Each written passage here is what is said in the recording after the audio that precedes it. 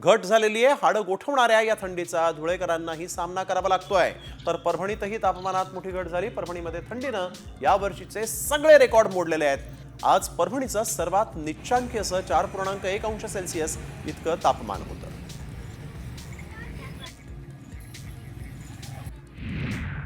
परभणीसोबतच पुणे, संभाजीनगर, अहिल्यानगर जे आहेत तिथं देखील थंडीचा कहर पाहायला मिळतोय आणि अगदी नैनितालपेक्षाही थंड वातावरण इथं आहे।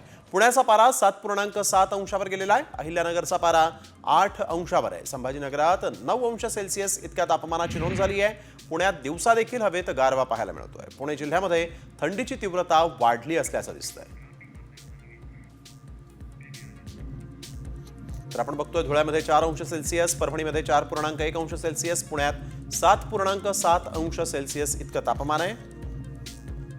अहिल्यानगरमध्ये 8 अंश सेल्सिअस, संभाजीनगरमध्ये 9।